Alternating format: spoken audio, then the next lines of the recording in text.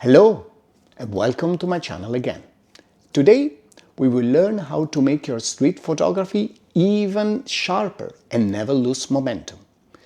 You already know from a previous video that the constant challenge of street photography is that you have absolutely no control whatsoever of whatever is happening before your very eyes. It's simple. You can't ask the sun to move or tell a person to move differently. You are right there. The only task you have is to capture the moment. A moment, somebody else is building. A moment, somebody else is creating. And the best to do it is to be ready for whatever happens.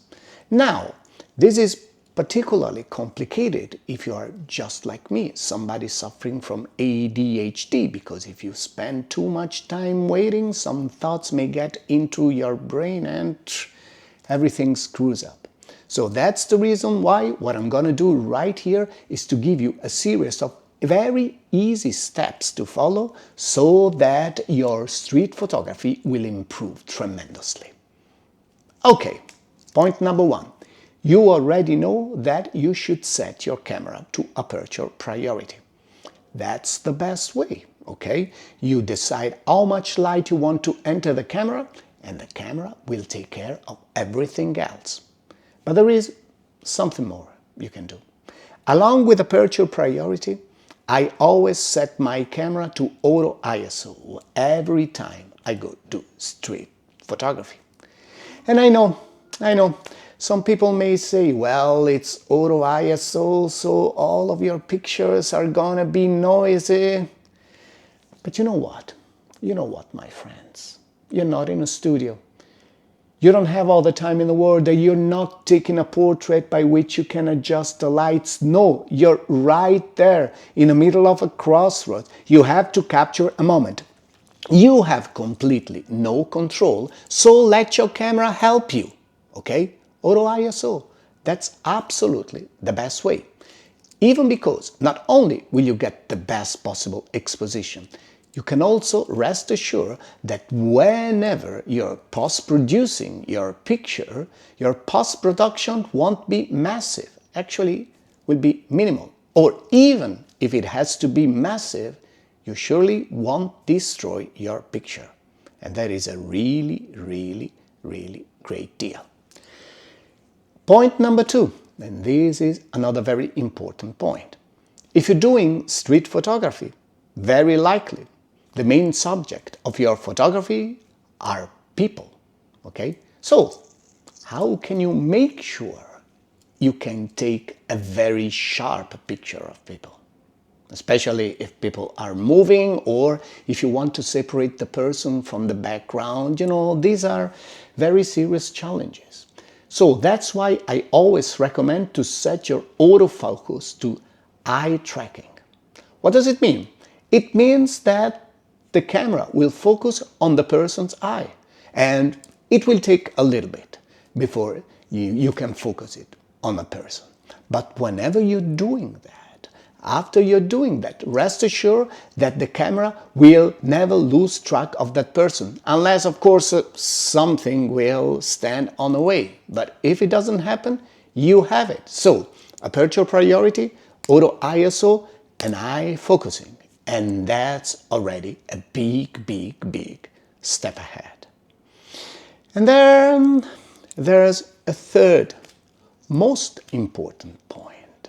Very, very important. You are there to capture the moment. You see it. You're pressing the shutter and the moment is gone. Or even worse, the moment has not happened yet. So say, oh my God, had I only waited half a second. Is there any way we can fix it? Yes, there is. Set your shooting mode to continuous. What does it mean? You're simply somehow turning your camera into a recording camera, a filming camera, one frame after the other, which can guarantee that you may actually be getting the moment. Now, back again to the ADHD problem. What if I set my continuous focusing to 20 frames per second and I keep my shutter speed pressed for 4 seconds, that's 80 pictures. Okay, viewing all these 80 pictures, I will never work on those pictures because my brain will keep telling me, okay, this is, no, wait a second, this is better. Oh, no, how about this? No. Let technology help you. Let technology not be a hindrance. So, if you set to continuous, set at the lowest possible speed. On my Canon R5, it is around 5 frames per second. Because if you are right there, the chances that you're taking the right moment, maybe the decisive moment Henri Cartier-Bresson was talking about, you may get it. You may get that very moment.